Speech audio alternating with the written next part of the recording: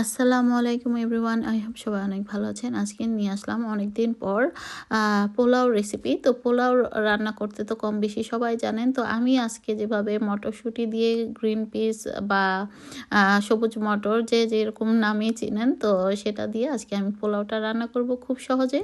তো এবং খুবই ঝরঝরে হবে। আমি আজকে কোনো মেজারমেন্ট দিয়ে দিচ্ছি না পানি, তো আমি জাস্ট আইডিয়া করে দিচ্ছি। তো এখানে প্রথমে আমি সামান্য পরিমাণে তেল এবং ঘি দুটোই অ্যাড করেছি, আর সঙ্গে কিছু গরম মশলা যেমন দারচিনি, এলাচ, তেজপাতা এগুলো দেওয়ার পর আমি দিয়ে দিয়েছি এখানে পেঁয়াজ কুচি, আদা রসুন পেস্ট সামান্য। তো সামান্য একটু ভেজে তারপর আমি এর মধ্যে ধুয়ে রাখা, মানে আগে থেকে ধুয়ে রাখা চাউলগুলো এবং সঙ্গে গ্রিন পিস দিয়ে দিয়েছি।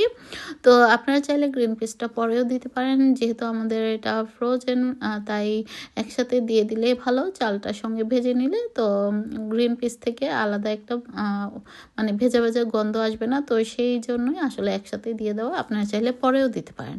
তো যাই হোক, এখন আমি পরিমাণ বুঝে আমি বা আইডিয়া করে কিন্তু আমি পানিটা দিয়ে দিয়েছি। আপনারা চাইলে মেজারমেন্ট করেও পানিটা অ্যাড করতে পারেন, যেমন 1 কাপ চাল হলে 2 কাপ পানি দিতে হবে। তো সেই অনুযায়ী আসলে পরিমাণটা বুঝে পানি অ্যাড করতে হবে। আর এই পর্যায়ে কিন্তু লবণটাও অ্যাড করে দিতে হবে, আর কাঁচামরিচটাও এই পর্যায়ে অ্যাড করতে হবে। আর কাঁচামরিচ কিন্তু আমি ফালি করে দেইনি, কারণ ঝাল হয়ে যাবে, তাই নিচের অংশটুকু একদম খুবই কম করে আমি কেটে তারপর আমি অ্যাড করেছি।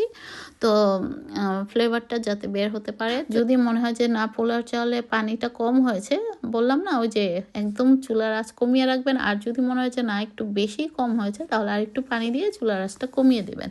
আর মাঝে মধ্যে 1 বার বা 2 বার নাড়লেই হয়ে যাবে খুবই ঝরঝরে সুন্দর পোলাও। তো উপর দিয়ে আমি কিছুটা পেঁয়াজ বেরেস্তা অ্যাড করে দিয়েছি, তো হয়ে গেল। আর এই রান্না তো যারা ঝটফট পোলাও রান্না করে খেতে চান, তো আমার এই রেসিপিটি ট্রাই করতে পারেন। তো আই হোপ আপনাদের কাছে ভালো লেগেছে। যদি ভালো লেগে থাকে অবশ্যই একটা লাইক, শেয়ার, কমেন্টস করবেন, আর বেল আইকনটি প্রেস করে দিবেন। তো আজ এ পর্যন্তই। সবাই ভালো থাকবেন, আমাদের জন্য দোয়া করবেন, আর আপনাদের জন্য রইল অনেক দোয়া। আল্লাহ হাফেজ। Thank you for watching.